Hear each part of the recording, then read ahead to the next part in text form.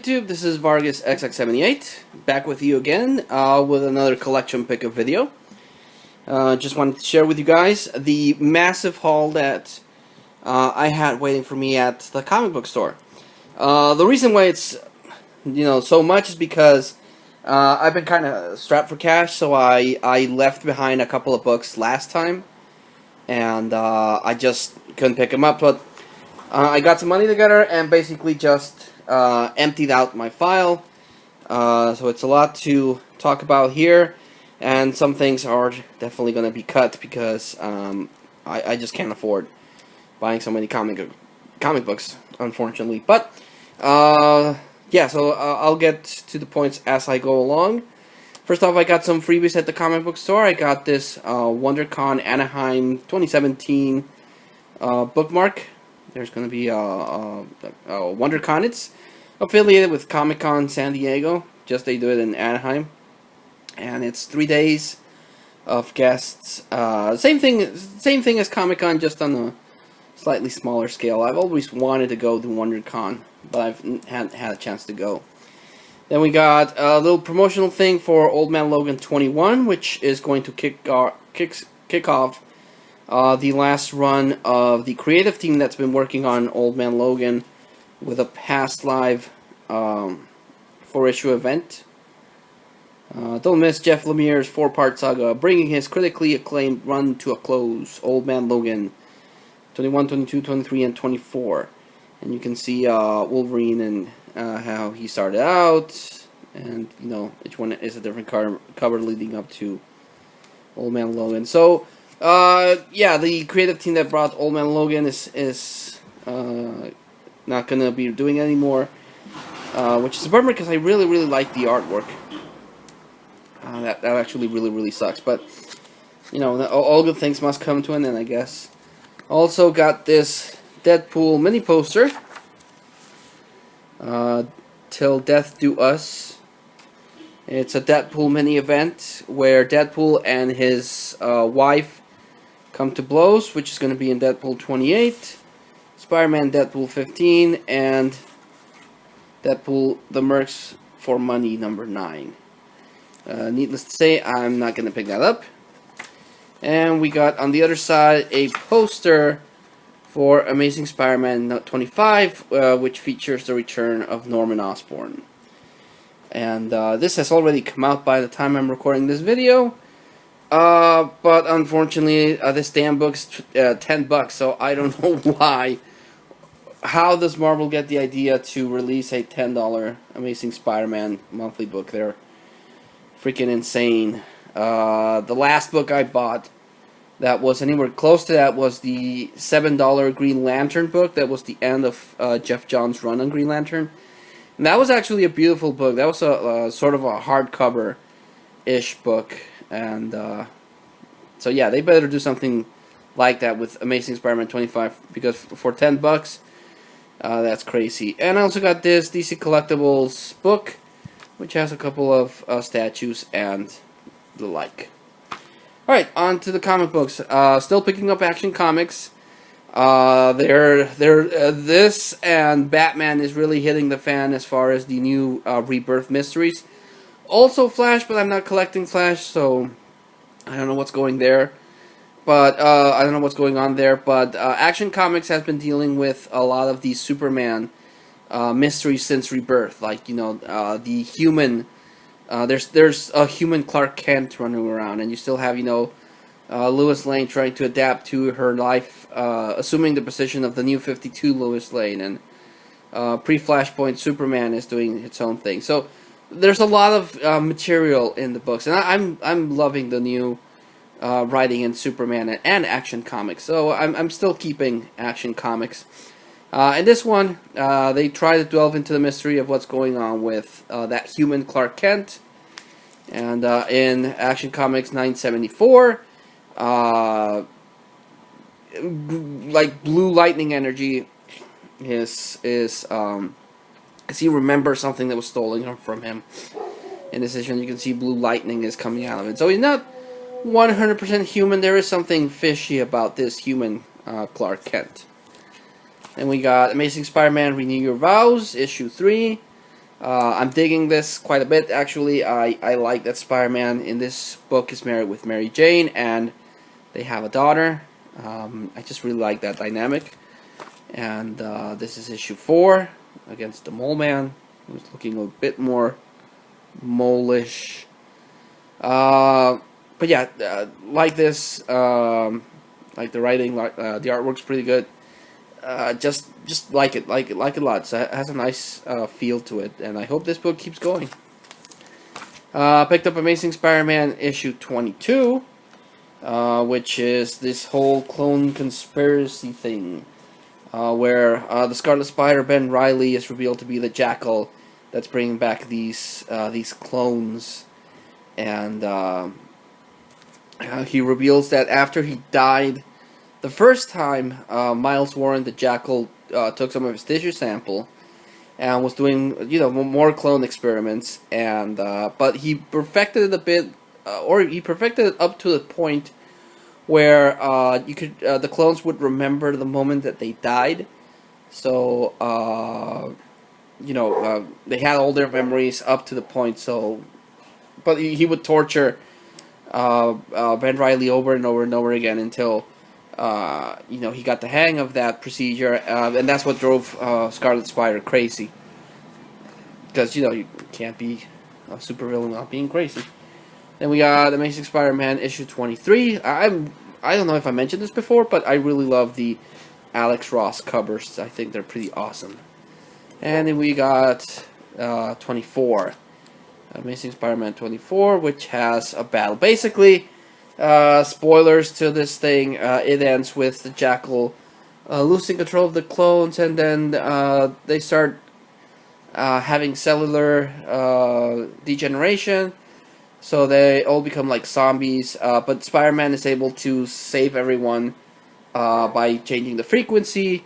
Doc Ock is able to download his consciousness into a perfect clone that will never degenerate, and Scarlet Spider is scarred and decides to it survives and do their own thing. So utterly pointless in my opinion. It was kind of cool, I guess, to see dead characters, but yeah, this was totally pointless. And I picked up Clones Conspiracy in issue 4 and Clones Conspiracy issue 5, which ends the whole clone conspiracy thing.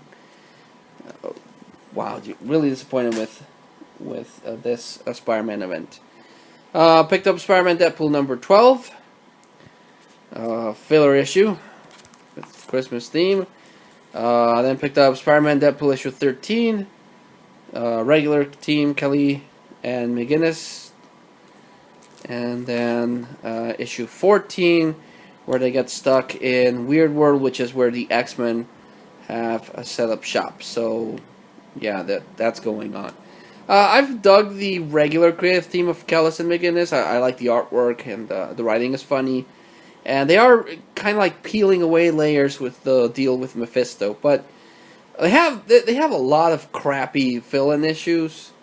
Except the Ben and Teller one. That was actually pretty funny, but yeah, and then the next one is going to be another filler issue with the Deadpool event, and I'm just honestly sick and tired of Spider-Man Deadpool, so I'm dropping this book.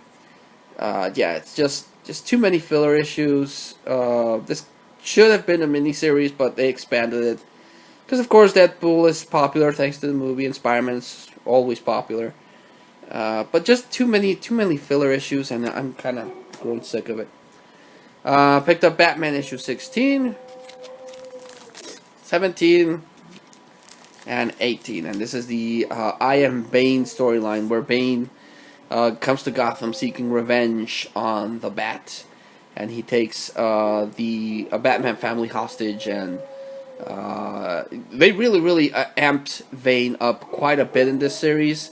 They made him the legitimate threat that he originally was, calculating, on par brilliance with Batman, physical dexterity just as well as Batman, but he has the edge of the Venom, and in this one he injects the stuff in himself again to take the fight to Batman. So I am really digging this.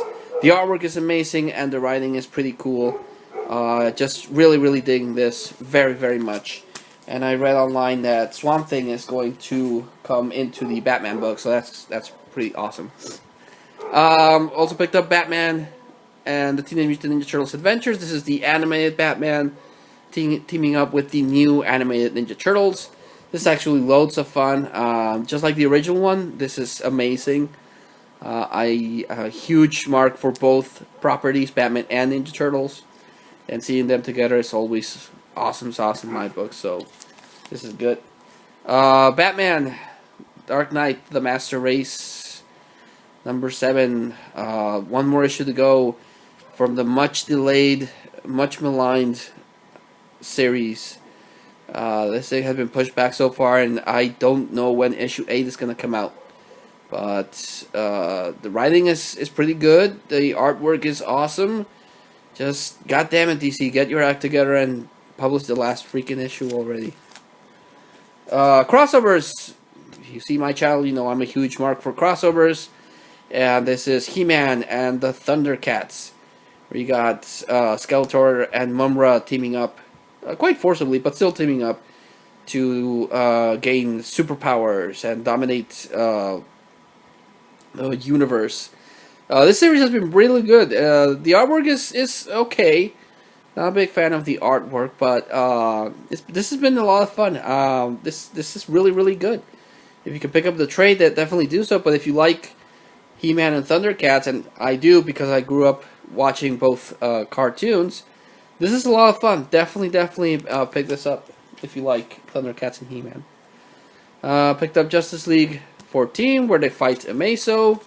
And then 15 and 16, they fight these time-traveling beings that are, trying to delete the Justice League. And I like time travel stories, so this is okay, but I like it. Then we got Justice League and the Power Rangers. Again, huge sucker for crossovers, and I never thought I would ever see the Justice League, fighting the Power Rangers. That would not have bet money on something like this. But you got the Justice League teaming up with Power Rangers, and what happens here is that Lord Zed, which I'm really happy they went with Lord Zed and not Rita Repulsa or one of the other villains that came afterward. I really like Lord Zed. I like the character design. Looks something right out of a horror movie. And I always found him like the better Power Rangers villain. He sabotages Alpha 5 and makes his way into the Power Ranger complex. Zack is the only Power Ranger there. And as he's teleporting away, something happens when he's fighting Lord Zed. And he gets thrown into the DC universe. So at first, issue 1 and issue 2, you have the Power Rangers fighting against the Justice League, and Lord Zed, because, this is a crossover book, so the two villains have to work together to stop the heroes. Lord Zed meets up with Brainiac, so they form an alliance that is going to end in betrayal, because, you can't have two villains working together. And, the Power Rangers and the Justice League have to team up to now stop Lord Zed and Brainiac. So I'm super happy that they went with Lord Zed, and Brainiac actually is a good fit for it. So, good series so far.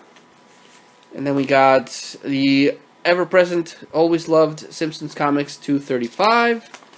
We got 236. And we got 237 with Bartman, the cover there, who seems to be dealing with a doppelganger. Huge fan of The Simpsons, so I will keep buying Simpsons Comics. Star Wars, even though Darth Vader got cancelled, even though I did read that they're going to release another series, which I'm debating picking up, I'm still digging Star Wars. It's still good. The voices for Luke, Leia, Han, and all the other characters seem to fit. It's good writing, and I dig it quite a bit. So we picked up 26, 27, focusing on Yoda, 28, 29. So yeah, I dig Star Wars, and like I said, they are going to release a Darth Vader comic eventually. And they're also releasing this miniseries with Darth Maul now. Darth Maul, visually, I tend to like a lot of the villains in Star Wars because of the visuals. I like the visual style that they have. Darth Vader is iconic. Darth Maul, even though he lasted very little in Episode 1, he's been redeemed as a badass in Star Wars The Clone Wars and Rebels. And I really like him. And of course, Kylo Ren, I really dug the art design for Kylo Ren. So Marvel, Disney is releasing a miniseries with Darth Maul set before Episode 1, so you can see, his story and stuff like that. So this is pretty cool. I hope it follows the continuity of what was set up in Rebels and Clone Wars. But again, visually, love the hell out of Maul, and his double lightsabers is freaking amazing. So, picking this up. Picked up Superman 16, which is the last issue of this multiplicity mini event that they have, where this big bad is destroying Superman from alternate realities. At the end of the issue there, we'll stop him, but with a big assist from Mr. Oz, who's still tinkering with Superman. So yeah, he captures this guy and locks him in his big-ass prison. Then we got a one-shot little story with Jonathan, Superman's son, the new Superboy. Also good writing. And we got Superman 18. This one was pretty emotional because the human Clark Kent visits the Superman farm, and with a photo album of pre-Flashpoint and Lewis's life before the New 52, and that triggers an event that the farm, all their memories, everything goes up in blue flames, and Jonathan also goes up in blue flames, and of course now this starts the whole thing where they have to get him back, and a lot of secrets are promised in this pertaining to the human Clark Kent and everything that's been going on with Superman. So looking forward to that. Picked up Inhumans vs. X-Men issue 3, 4, and 5, and this is still a race to the finish for the mutants and the Inhumans. The Inhumans want to preserve the Inhuman population, but the Terrigen Mist is killing off mutants. Of course, they want to preserve themselves.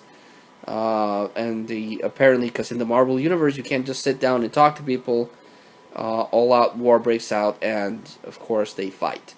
But it's been a good fight. I've liked it for the most part. I want to see how this concludes and how they're able to save both species.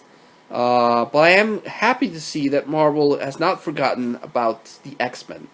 I am very happy to see that they have plans for the X-Men for the immediate future, because with the whole Fox deal, I honestly was afraid that they would kill off the X-Men and then just focus on the Inhumans for rights and stuff. But no, they do have long-term plans with the X-Men still, and I'm super happy about that. So yeah, one more issue to go there. And of course we have the crossovers with Uncanny X-Men. Issue 17 with Uncanny X-Men. And issue 19. And to the best of my knowledge, Uncanny X-Men is going to end with issue 20. So it's Extraordinary X-Men, 17, 18, with Forge there.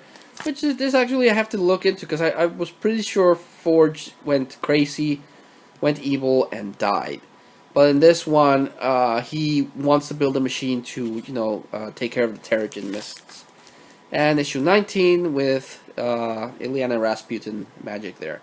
And this is also going to end, as far as I've been able to read, with issue 20. They're going to release X-Men Prime, which is a brand new start for the X-Men. And then they're going to release X-Men Blue, which is the all-new X-Men with Magneto as the leader. and they're going to release X-Men Gold, which is the roster is comprised of the team from the all new, all different X-Men that was in giant size X-Men, and then they're going to release a sort of X-Force book with Old Man Logan, and then they're going to release a another sort of X-Force book with Emma Frost and stuff like that. So that unfortunately I haven't seen anything with X-23, and that bugs me because I was really hyped, and I'm still hyped for X-23 as Wolverine.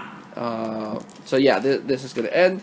Also, with the release of Logan, which is an amazing movie, as I talked in that video, Marvel released these $1 reprints.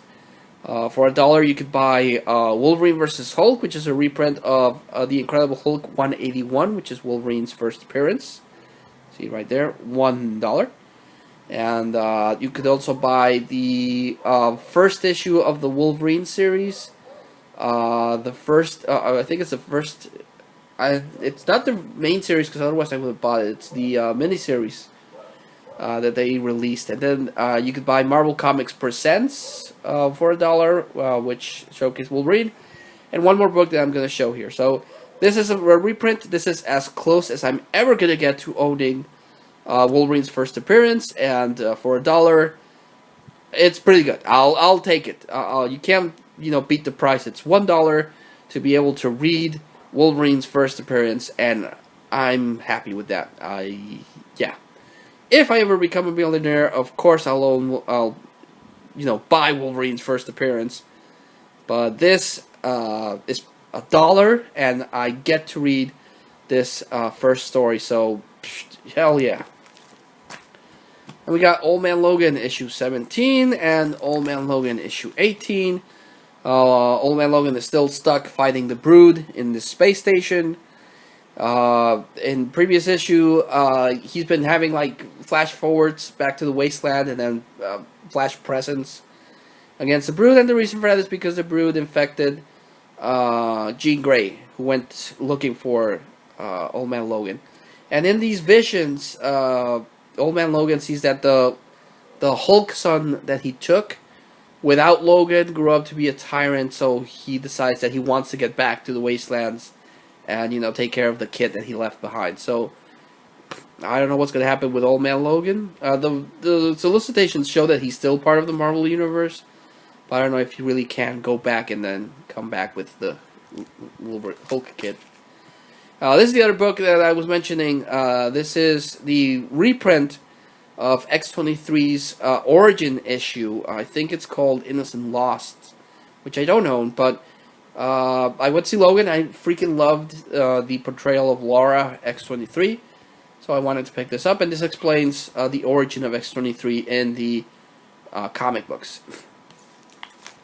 And then, of course, we got All New Wolverine 17, where Laura is trying to beat her demons and stop the programming that makes her kill if people get doused with this chemical. And at the end of the issue, it seems like she did, so this is good. But I haven't heard any plans for X-23. She's not in any of the X-Men teams, as far as I can see. So I hope they don't take her away. I dug this decision of Marvel. I'm usually against Marvel's new trend of turning characters into females. Not that there's anything wrong with that, but if you want to introduce that, then establish a character first, and then have them take, because they did it with Iron Man. They just introduced this character out of the blue, and now she's the new Iron Man. Whereas this was done very well, because you introduce the character of X-23, you have her, try to redeem himself with Wolverine. She was part of X-Force and the New Mutants, and then when Wolverine died, X-23, his biological daughter, even though it's a clone thing, but his daughter took up the mantle of Wolverine. So she became a legacy character. As opposed to, let's say, Thor, which out of the blue, Thor, for some stupid reason, all of a sudden was unworthy to wield Mjolnir, and out of the blue, this female Thor popped up. And so, yeah, there's no connection with the character, while as Laura, like I said, became a legacy character. So that's why I dug this a lot, and I really like this new Wolverine idea. So I hope she stays as Wolverine, and I hope her series continues, and she's a bigger part of the Marvel Universe. Also picked up issue 16 of Wonder Woman, and issue 17. Issue 16 is still the flashbacks. She's her first encounter with the machine things that are haunting her in the present, and then in issue 17, the same machine things go back to Minerva and turn her back into the cheetah. So that's pretty sad for her, because she was finally free of the curse, and now she's back to becoming the cheetah. So good writing, but I'm definitely going to drop Wonder Woman after the big truth thing is revealed. So yeah, that's a series that's going down. Also, I didn't end up picking up Constantine, the Hellblazer comic books, because Swamp Thing is no longer part of that. It's just Constantine, and Constantine is sort of cool, but he's a freaking jerk. So two-timing hustler, and it's kind of hard for me to get behind a character like that. So yeah, I dropped Hellblazer, and I'm seeing what else I'm gonna drop. But yeah, that was the pickup video. A lot of comic books, like I said, because this is the product of a couple of weeks that I didn't go to the comic book store, and also that I've been short on funds and I've been leaving stuff behind on my file, but that file is completely emptied out. So I'm hoping that I won't pick up as many comic books, because it's getting expensive. All the Marvel comic books are $3.99. Simpsons Comics is $3.99. The only books that are helping my budget are the DC books, because they're $3.99. Except the big crossover events like this one. This is $3.99. So it's expensive, and the exchange rate peso dollar is really high. So yeah, I gotta cut down on comic books. I got other stuff that I have to take care of. So comic books, you might not see as many picked up next time. But yeah. Instead of recommendations, I will definitely recommend Justice League Power Rangers, mostly because it was a big surprise at how good this series is. Mostly because they went with Lord Zed, that adds a ton of points in my book. And with Batman, I always recommend Batman because Batman is freaking amazing. But they're doing really well with Batman so far, so definitely give that one a read. So like always, guys, thanks so much for watching. Thanks so much for hearing me talk about these beautiful, beautiful comic books. And until I see you all again, this was Vargas XX78 from the Vargas Vault. Thanking you all and signing out.